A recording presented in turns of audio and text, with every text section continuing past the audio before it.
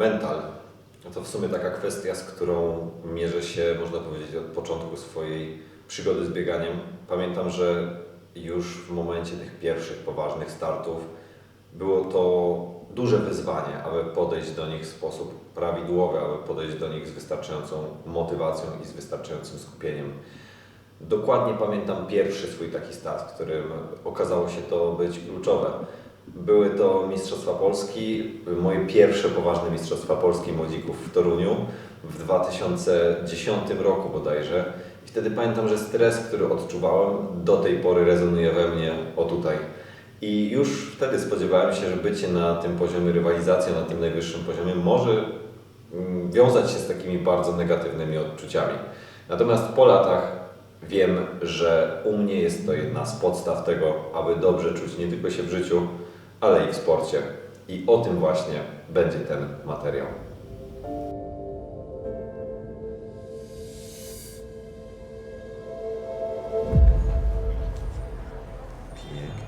Odruchy chwytne prawidłowe, odruchy w obrębie stopy też są ok.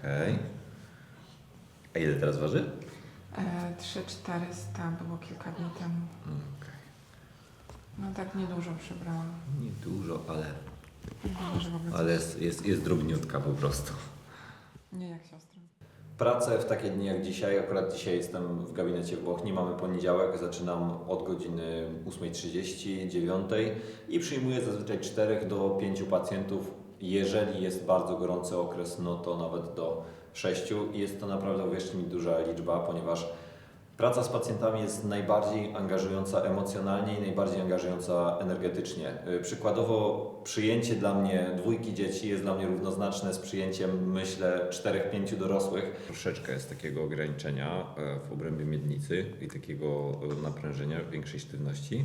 Natomiast nie pojawia się jakby żaden rodzaj takiej reakcji asymetrycznej na te ruchy miednicą, który miałby mi sugerować, że gdzieś w obrębie tułowia się pojawia jakby tendencja do tej asymetrii. Hop. Czy będzie tutaj jakiś żółwik występował? No. Dzień dobry.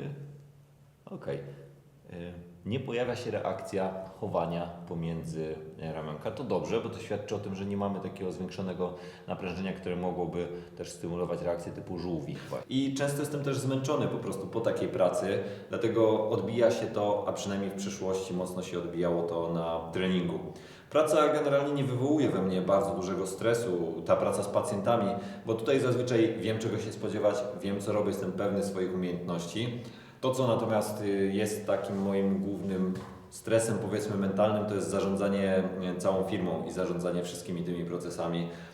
Księgowość, która owszem nie leży na moich barkach, natomiast trochę jestem, tak patrząc już od tych kwestii bardziej mentalnych, człowiekiem, który ma jednak niską tolerancję ryzyka.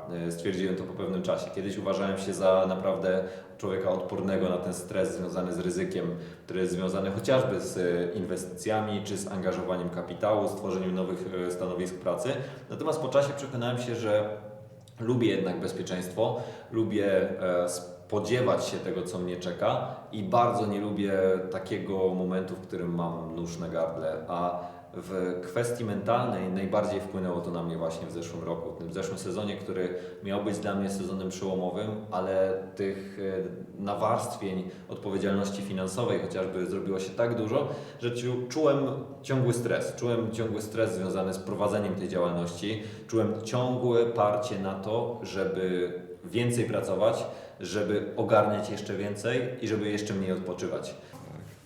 No. Wiem, że Ty jeszcze nie kojarzysz, co się dzieje. Będziesz starsza, to będziesz kojarzyła, chociaż mam nadzieję, że nie będziesz się musiała często ze mną widywać.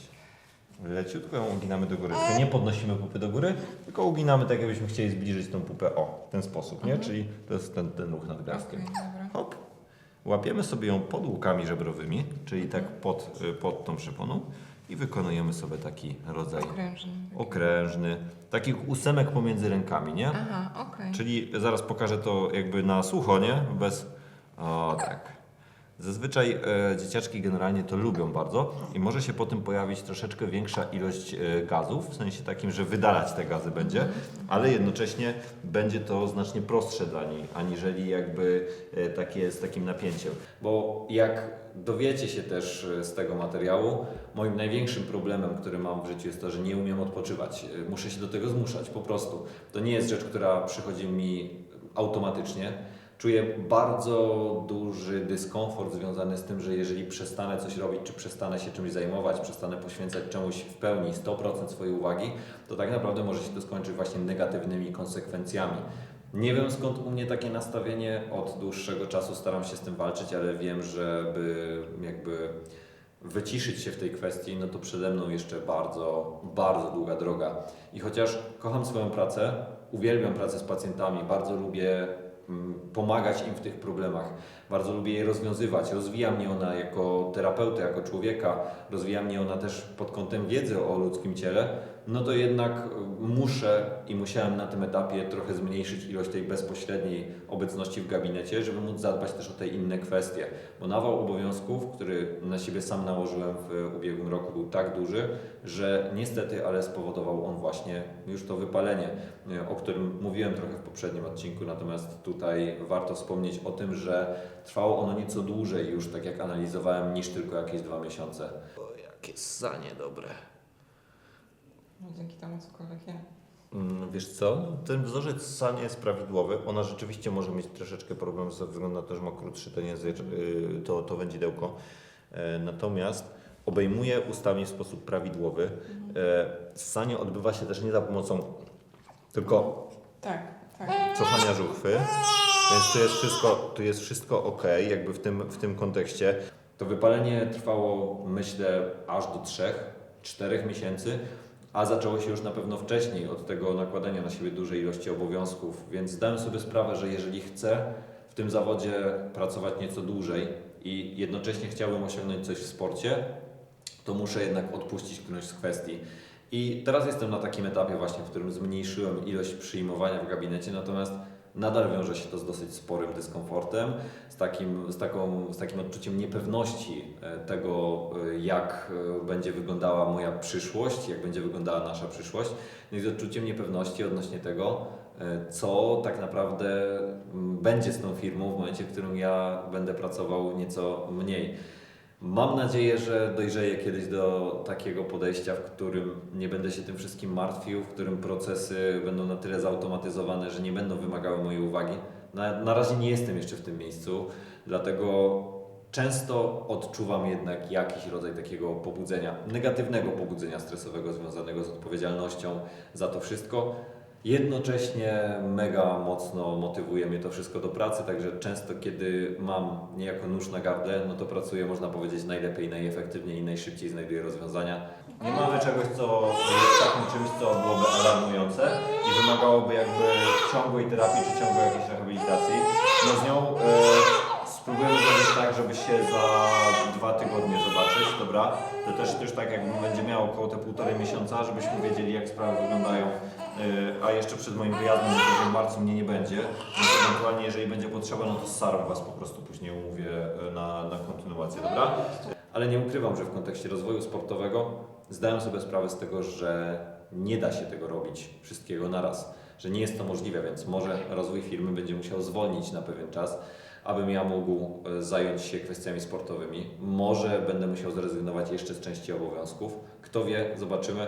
Natomiast na te decyzje jestem jak najbardziej gotów, ponieważ moja psychika bardzo mocno w zeszłym roku na tym ucierpiała, a później skutkowało to takimi występami, jak na przykład chociażby na Mistrzostwach Europy, w których spaliłem się mentalnie tak mocno, że nawet z psycholog nie mogliśmy dojść totalnie do tego, dlaczego takie problemy się pojawiają. Ale o tym więcej powiemy w dalszej części odcinka.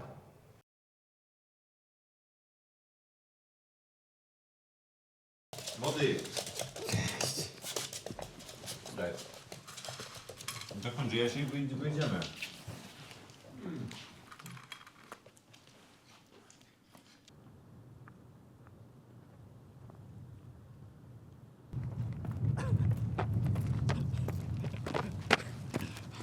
No, będziesz miał kompana do biegania, nie? Nie. tutaj raczej nie aż tak bardzo, ale już zaczyna właśnie podganiać ludzi. No. Dobra. Tak naprawdę mogę powiedzieć, że nigdy nie rozpatrywałem siebie jako zawodnika, który miał duży problem z tym mentalem, szczególnie na początkowych etapach mojej biegowej przygody.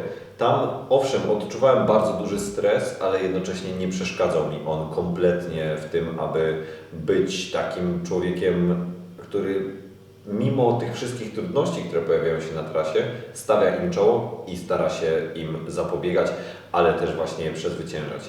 Dlatego też ten stres zazwyczaj był dla mnie mobilizujący, chociaż odczucie tych miękkich nóg, odczucie tego charakterystycznego takiego wrażenia, że kurczę, ja nie chcę tu być, ja chcę być zupełnie gdzie indziej, albo chciałbym, żeby to się już skończyło, było negatywne, jak już wiem, z tej perspektywy.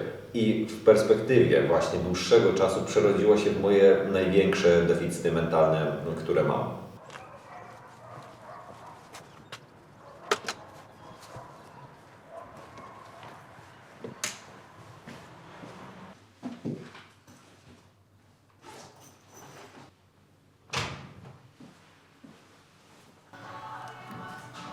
A w końcu ta walka się chyba przestała.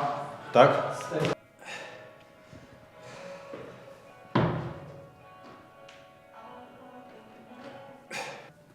Możesz sobie to robić nasz przód, bok, skosę.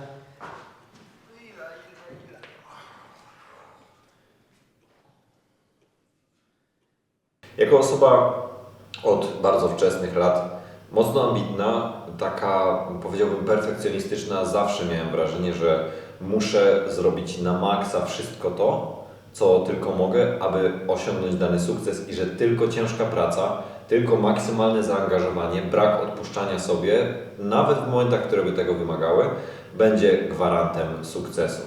Nie tylko to doświadczenie czy to podejście zakorzeniło się u mnie już w dorosłym życiu, ale również wpłynęło ono bardzo mocno na mnogość kontuzji, których doświadczyłem jako młodszy zawodnik, gdyż robiłem po prostu zbyt dużo, myśląc, że to tak naprawdę jest jedyna droga do sukcesu.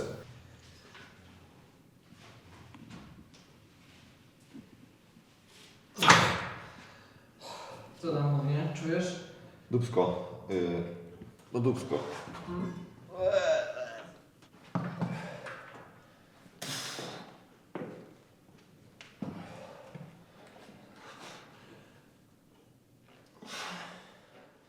W późniejszym etapie w życiu dorosłym nadszedł taki moment, w którym sam musiałem już się utrzymywać i tutaj właśnie pojawił się ten mój pierwszy pomysł na prowadzenie czegoś własnego.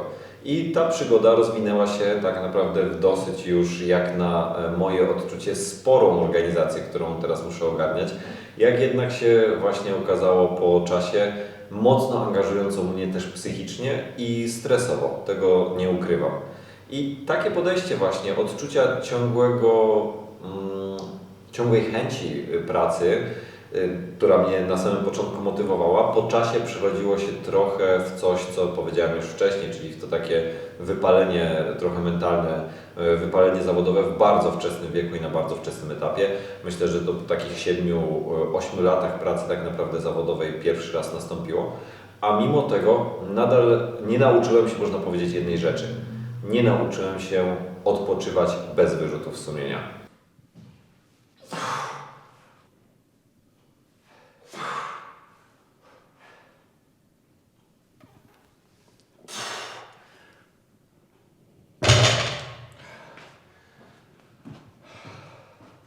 Może się to wydawać niektórym dziwne, ale naprawdę odpoczywając często odczuwam spory niepokój. Taki niepokój, który wynika z tego, że akurat tutaj czegoś nie robię i na pewno jeżeli czegoś nie zrobię albo nie dołożę sobie jeszcze dodatkowej rzeczy, to wszystko, co do tej pory zbudowałem, obróci się w niebyt i może spowodować dodatkowe negatywne konsekwencje, które z kolei nałożą na mnie dodatkową odpowiedzialność. I ten poziom stresu, którego doświadczałem, bardzo wysoki właśnie w ubiegłym roku, ze względu przede wszystkim na odpowiedzialność, którą na sobie miałem, na przede wszystkim odpowiedzialność finansową, był tak duży, że zaczął on rzutować na moje kwestie mentalne. Natomiast skąd się to też wzięło? Skąd się wzięło całe to podejście i skąd się wzięły te deficyty mentalne głównie w trakcie uprawiania aktywności? Dlaczego tak naprawdę doszło w przypadku niektórych startów do takiego nagłego zgaśnięcia tego płomienia, do braku realizacji celu pomimo bardzo dobrej formy? Tutaj w tej historii musimy się cofnąć do 2013 roku. Kręcę się w kółko. Jak gówno w przyręblu.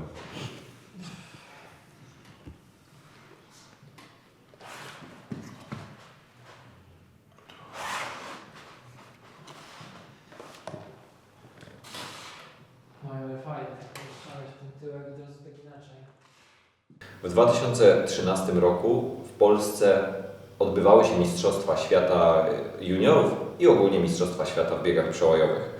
Ja jako medalista Mistrzostw Polski z poprzednich kategorii wiekowych, właśnie w biegach przełajowych, bardzo mocno marzyłem o tym, aby ten start był w moim udziale. Abym założył na ten pierwszy start tą upragnioną koszulkę reprezentacji Polski, czyli coś, co było moim celem od zawsze. I co się stało? Na tym starcie, który był moim startem docelowym, byłem tak mocno skupiony na tym, tak spaliłem się mentalnie, tak mocno tego chciałem, że w trakcie niego, kiedy zaczął się pierwszy kryzys, po prostu spanikowałem. Zacząłem tracić pozycję, zacząłem odczuwać niemoc w nogach i skończyłem ten bieg na odległym 16 miejscu, więc zamiast cieszyć się z awansu, tak naprawdę płakałem po takiej porażce. I odczucie, które towarzyszyło mi wtedy, jak się później okazało podczas pracy z psychologiem, towarzyszyło mi również w tych momentach kryzysów, w trakcie startów, na których zależało mi najmocniej. Za każdym razem, znajdując się w tej stresowej sytuacji, odczuwałem dokładnie to samo. Odczuwałem bezsilność, odczuwałem brak kontroli, odczuwałem duże rozżalenie i odczuwałem ten charakterystyczny zawód samym sobą, że jak to włożyłem tyle pracy i tak czy inaczej znowu się to dzieje. Ten mechanizm zidentyfikowałem tak naprawdę dopiero w roku ubiegłym, podczas tego sezonu, w którym nie poszło mi na Mistrzostwach Europy i w którym weszliśmy głębiej w przyczyny moich deficytów mentalnych. I tutaj wyszło to, że ta sytuacja, której doświadczyłem 10 lat przed tym, zanim biegałem teraz właśnie w koszulce reprezentacji Polski, wykiełkowała we mnie na tyle mocno, że ten automatyczny mechanizm odpalał się za każdym razem, w którym znajdowałem się w momencie, na którym mi bardzo, bardzo mocno zależało. I dlatego też w bardzo dużej części przypadków nie jestem w stanie sam sobie odpuścić, nie jestem w stanie odpoczywać, czy nie jestem w stanie zrezygnować z czegoś, co potencjalnie mogłoby spowodować mój rozwój. Właśnie z tego powodu, że za każdym razem, czy to było życie prywatne, czy to było życie związane ze sportem, bałem się tego odczucia. Bałem się tego odczucia, które było we mnie po tym nieudanym starcie. I tak naprawdę dopiero w zeszłym roku zacząłem z tym pracować. Bardzo duży udział tutaj ma moja współpraca z moją psycholog, która pomaga mi docierać do źródła tych moich deficytów mentalnych, a następnie dawać mi narzędzia do ich rozwiązania. Jednakże, tak jak każda inna kwestia, to jest proces, który wymaga czasu. Ten proces jest ogromnie długotrwały z tego względu, że pracujemy tak naprawdę z rzeczami, które bardzo często zostały zakorzenione w nas w dzieciństwie, czy też w momencie, w którym dopiero zaczęliśmy się rozwijać jako młodzi dorośli. To standardowo, co tam u Ciebie? No spoko, chociaż taki miałem trochę bardziej stresujący okres życiowo bardziej, No. ale oprócz tego no to praca w sumie ostatnio wykonywałem też taki okres tych 2 treningów dziennie, czyli miałem takie nawarstwienie roboty i była okazja idealnie po tym naszym spotkaniu ostatnim, tydzień później miałem ten trening na bieżni, o którym mówiłem. Tak, biegałem 2 godziny patrząc Cały się czas. tam, ale bardzo fajnie się to sprawdziło, w sensie to takie podejście z tym, że miałem podzielone też na jakieś fragmenty. Tak, bo robiłem sobie też różne zadania tam w trakcie, że zmieniałem sobie tą wysokość, no ale też coś mi tam szło w tle właśnie, na czym się mogłem skupić, w sensie jak na tych etapach właśnie biegu. No a druga sprawa, no to wczoraj miałem też taki trening, w którym no miałem do przebiegnięcia 46 km, czyli tam ponad 4,5 godziny, prawie 5 i też fajnie to pomogło, że sobie podzieliłem na szczyty całość, bo A gdzie biegałeś? w Beskidzie Wyspowym, tam w okolicach. Miałem taką pętelkę zrobioną i no, dla mnie to było mega takie, jak sobie na początku o tym pomyślałem, że było strasznie długie, nie? Bo nigdy, to był najdłuższy trening w moim życiu, w sensie nigdy oprócz zawodów nie przebiegłem nigdy aż takiej długiej trasy. I miałem na początku coś takiego, w sensie przed tym, że to była taka ekscytacja, że będę to robił, no ale jak już biegłem, w sensie byłem po pierwszym szczycie, tam po pierwszych 40 minutach i sobie pomyślałem, że jeszcze zostały 4 godziny, no to wtedy jak się odciąłem w drugą stronę, czyli sobie podzieliłem to na te fragmenty, że do tego następnego szczytu jest ten etap, później jest znowu kolejny etap do następnego szczytu, to później się okazało, że w sumie bardzo szybko to minęło i nie było problemu ze zniesieniem całości. Że Ale nawet tak, końcówka faktycznie była taka mocniejsza? tak, była trochę Pilnowałeś mocniejsza. tego, żeby- Pilnowałem tak i było właśnie tak, że jak przyszła ostatnia tam godzina, to nawet było widać później w takich tych wskaźnikach, tam tętno, oddech i tak dalej, że wtedy byłem w stanie się, jak wcześniej mi tak trochę spadało ze znużenia już, no to że byłem się w stanie wbić wysoko i się tam utrzymać Super. i na pewno nie było czegoś takiego, że spadłem jakby z takim, nazwijmy to, z tym odczuciem takiego napierania. Wiem, Że jakoś- takiej motywacji. Tak, że to spadło, tylko wręcz przeciwnie. Było tak, że do samego końca w sumie utrzymałem taki bardzo stały poziom tego pobudzenia. No a też jednocześnie fajnie, no bo akurat to mnie też zbudowało, że próbowałem, wracałem do niektórych z tych żeli, co nie mogłem do tej pory, z fruktozą. Okay. No bo tam wychodzę teraz i jestem na etapie testowania tych nowych produktów i też się dobrze sprawdziło, w sensie nie miałem żadnych objawów żołądkowo-jelitowych, więc no to był bardzo duży plus. No i jednocześnie no w sumie no pomogło to, że pogoda była jaka była, bo to był super dzień tak naprawdę. No wiadomo.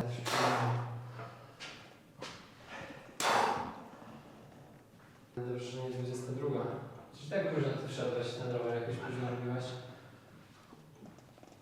Tak ciężko wyjść z tych utartych schematów i tak ciężko jest nad tym pracować. I owszem, udało mi się osiągnąć bardzo dużo w tym temacie, chociażby ograniczyłem liczbę zadań, które dziennie wykonuję do 3 z kilkunastu, które wykonywałem, albo przynajmniej starałem się wykonać dziennie. Nauczyłem się już po części odpoczywać, chociaż nadal czuję dyskomfort, który jest związany właśnie z tym nic nie robieniem. Chociaż jednocześnie tutaj zaznaczę, że jest to pewnego rodzaju paradoks, bo w momencie, w którym jestem zmęczony i w momencie, w którym mam dużo na głowie, bardzo chciałbym, żeby nie było już tego na głowie, żebym mógł w końcu odpocząć i nic nie robić. A gdy taka chwila przychodzi, pojawia się niepokój. Pojawia się takie wrażenie tego, że coś zaniedbałem, na pewno coś zaniedbałem i na pewno coś zaraz po prostu walnie, mówiąc kolokwialnie. Na szczęście coraz większa świadomość, którą mam w tym temacie, pomaga mi nie tylko rozwijać się właśnie teraz na tym polu sportowym, ale również pomaga mi rozwijać się też na polu osobistym. Chociaż tutaj nie ukrywam, że jest to najcięższy element, ponieważ w tym życiu osobistym nie mam już tylko do czynienia z samym sobą, ze swoimi emocjami i z tym, jak ja sam siebie odbieram, ale również mam do czynienia tutaj z tym, jak odbierają mnie inni ludzie, jak moje słowa, jak moje czyny, moje reakcje wpływają na inne osoby dookoła. I to jest chyba największa, najcięższa rzecz, z którą przychodzi mi się na co dzień mierzyć, bo jako osoba generalnie mega ambitna i osoba bardzo sfokusowana na celu, jestem przede wszystkim nastawiony na to, żeby ten cel zrealizować i często, nie ukrywam, dzieje się to kosztem innych rzeczy w moim życiu, co również finalnie oczywiście przyczynia się do wzrostu tego stresu. Jednakże jest to wszystko proces, który staram się jak najlepiej mogę ogarniać i w którym staram się jak najlepiej mogę stawać coraz lepszym człowiekiem.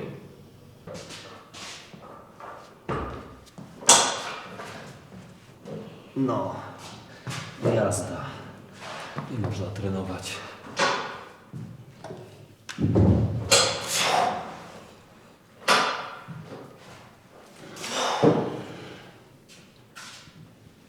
Wiesz, na co zwrócić uwagę, które parametry na przykład poobserwować, bo Twoje samopoczucie jest za słabym parametrem. Bo Twoje samopoczucie mówi nuda. Dokładnie. Więc my ten zegarek paradoksalnie będziemy potrzebowali. Ty potrzebujesz mieć jakiś taki punkt odniesienia. Okej, dobra, zrobiłem ten element, dobra, idę następny. Muszę trzymać teraz to tempo. Nie wolno mi z niego, nie mogę, wiesz, podskoczyć, tak? Nie trzymać prędkość, tak? Takie elementy. No to mi to tętno jakby zawsze bardzo pomaga, w sensie to nawet jak nie mam tam już tego powiedzmy pokazanego tutaj dystansu, nie, tylko właśnie samo tętno jak jest na tarczy, że tam sobie ten cenik leci, a mam takie jedno ustawienie właśnie, w którym jest samo tylko tętno i to też z innego względu, że jak biegam z kolei treningi zadaniowe i one mają być na temp, no to żeby w ogóle nie myśleć o tempie, tylko żeby skupiać się bardzo mocno na tym, że to jest to zadanie, a nie na zasadzie, że ja się podekscytuję i sobie wymyślę, że bardzo fajnie byłoby dla mojej głowy, gdyby to tempo osiągnęło taką wartość, bo wtedy czułbym się z tym lepiej, a na trening nie byłby zrealizowany tak, jakby miał, więc mam też dlatego specjalnie dany taki jeden ekran, na którym jest tylko i wyłącznie tempo, nie ma czasu, nie ma dystansu, nie ma niczego innego. No to idealne. No i to mi, w sumie to mi pomaga, taka kontrola. Tutaj podczas tych treningów w ogóle nawet o tym nie myślałem, żeby się na tym skupiać. Tylko, że to było po prostu takie, a wychodzę tam, jak się będę czuł, to Tak sobie pobiegnę, tak? Tak, No, sobie, tak, sobie tak. to zrobię, tak? tak. A no wiesz, a tutaj mamy duży potencjał, ponieważ mamy bardzo konkretny parametr.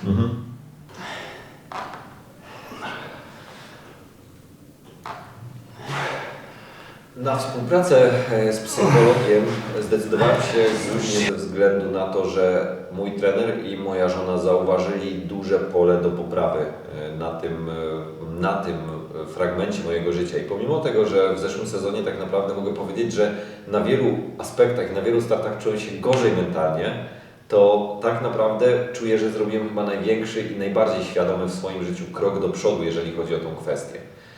Ja mam też problem trochę z tym, że od samego początku, tak jak wcześniej już wspomniałem, osiągałem wszystko, można powiedzieć, sam, bardzo ciężką pracą i mam też trochę problem z tym, że zawsze osoby, które ze mną rywalizowały, uważałem za bardziej utalentowane, za takie, które mają więcej możliwości, za takie, którym po prostu loteria genetyczna dała nieco lepsze możliwości uprawiania tego sportu.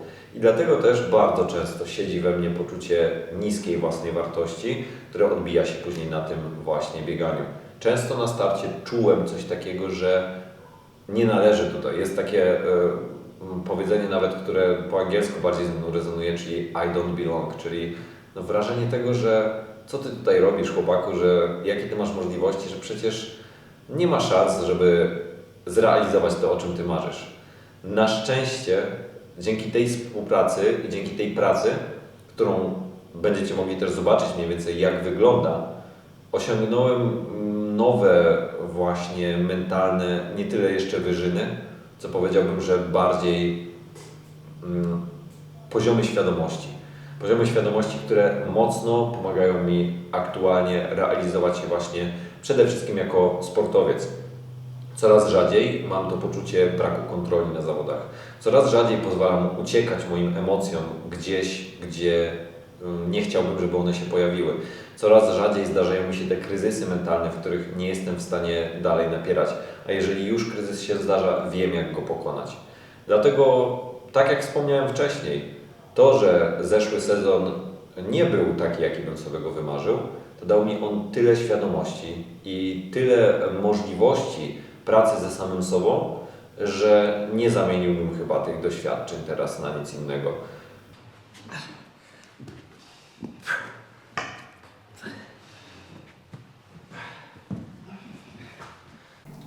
Czy w ogóle myśleć o tym, że kryzys może nie nadejść w sensie psychicznym?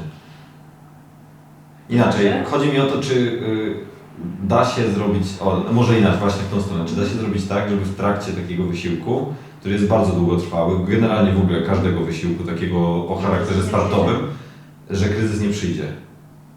Czy da się tak ustawić? No w sumie...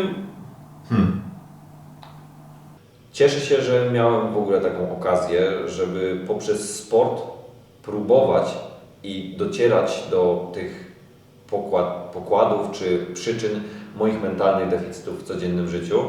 I to jest kolejna rzecz tak naprawdę, którą dało mi bieganie, czyli świadomość własnej psychiki, większa świadomość własnego ciała, większa świadomość tego, co mnie otacza i w jaki sposób ja sam reaguję na niektóre elementy w moim życiu codziennym. Z tego bardzo, bardzo mocno się cieszę, natomiast wiem jednocześnie, że bardzo długa droga przede mną i że ta praca tak naprawdę chyba nigdy się nie skończy, bo razem z nowymi doświadczeniami, razem z osiąganiem nowych poziomów w sporcie, będę musiał mierzyć się prawdopodobnie z coraz to nowszymi doświadczeniami i z coraz to nowszymi trudnościami, które będą na mojej drodze. Dlatego jeśli tylko będę w stanie pracować nad tym dalej z takim zaangażowaniem, będę naprawdę człowiekiem zadowolonym i człowiekiem, który będzie żył przede wszystkim w zgodzie ze sobą, bo to chyba w tym wszystkim jest też najtrudniejsze, czyli umiejętność postawienia tego własnego, nawet nie tyle rozwoju, tylko umiejętność postawienia swoich własnych celów, czy samego siebie na tym pierwszym miejscu po to, żeby dopiero wtedy móc służyć innym.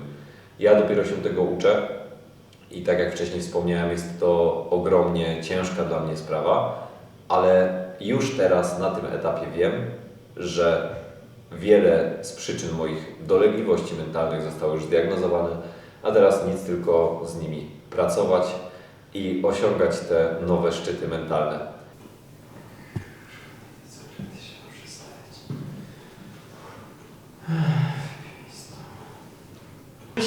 Ale właśnie o to chodzi, że bardziej nigdy się nad tym nie skupiałem, żeby inaczej, że właśnie, że to nie jest tylko, że idę sobie pobiegać, tylko że to jest trening. O. To jest trening. No właśnie, Idziesz że to nie jest na zasadzie takiej, że to tam ma mniejsze No bo znaczenie. wiesz, ty to traktujesz jak takie, wiesz, okej, dla kogoś to będzie Matko Święta walka o przeżycie, a dla ciebie to jest takie, jakbyś poszedł na spacer i ktoś ci kazał bez celu spacerować. Tak, trochę takim tempem bez sensu. No więc Trochę jeżeli tak. moim celem mojego spaceru jest, nie wiem, wejść do sklepu, zrobić to, tamto, siamto, to nagle moja trasa i chodzenie jakiegoś tam dystansu nabiera sensu, bo muszę zaliczyć parę rzeczy po drodze, a u Ciebie tego nie ma. Opierasz się na swoim samopoczuciu, a Twoje samopoczucie Ci mówi, muszę zrobić najnudniejsze 1,5 godziny w ciągu tego dnia, po prostu biec tempem ślimaka, które nie ten. A wyzwaniem może być utrzymanie równego tempa na każdej 30. Takie, żeby naprawdę, nie wiem, zbliżyć się choćby do tego, żeby ono było idealne. Tak? Rozumiem, wiem o co chodzi, czyli dodanie sobie takiego jakby, no właśnie Challenge'u, takiego, Okej. musisz naprawdę w tych 30 minutach utrzymać, nie przyspieszyć, żeby jak najbliżej się, i wiesz, i to nic Ci to nie zaburzy, a będzie to już ciekawsze, że będziesz musiał na tyle kontrolować swoje tempo, że to po prostu będzie ciekawe.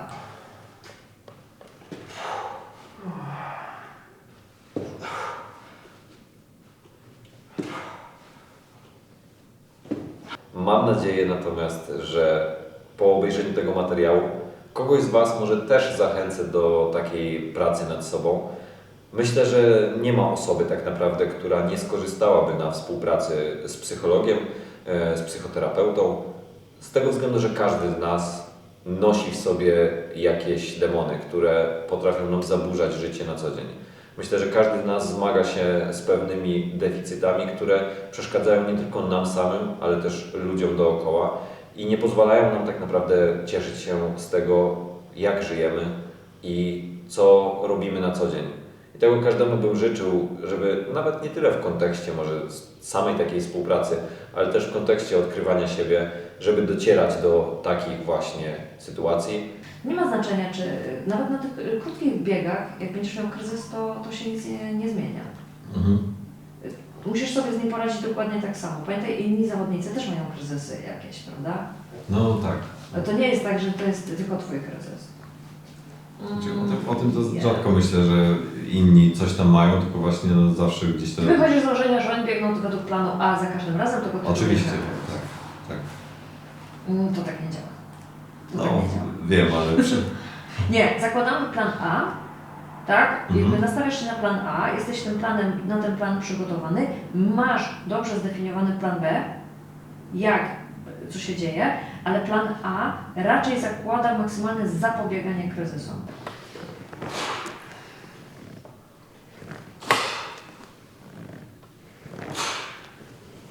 Dziękuję Wam po raz kolejny za to, że jesteście ze mną w tej drodze. I standardowo tutaj taka prośba, że jeśli chcecie wspierać tworzenie tego typu treści, tworzenie tego typu materiałów, rozważcie proszę zostanie moimi patronami. Dzięki patronom tak naprawdę mogę rozwijać ten kanał w większym stopniu, dodatkowo nieco zmniejszając to swoje obciążenie psychiczne, o którym wspomniałem wcześniej, czyli oddając część pracy nad materiałami profesjonalistom, którzy znają się nad tym lepiej niż my.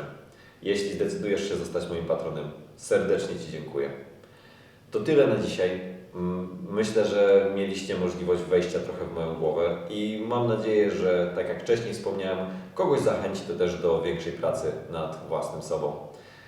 Kolejny odcinek będzie już prawdopodobnie z obozu w Teneryfie, gdzie zobaczycie, jak wygląda nasza praca obozowa, taka mega skupiona już tylko i wyłącznie na sporcie. Także to już w marcu, natomiast jeśli jeszcze nie oglądaliście, obejrzyjcie pierwszy odcinek tej serii. A tymczasem zasubskrybujcie kanał, zostawcie łapkę w górę, zostawcie komentarz, jeżeli coś szczególnie z Wami rezonowało z tego, co powiedziałem, i do zobaczenia w kolejnych materiałach.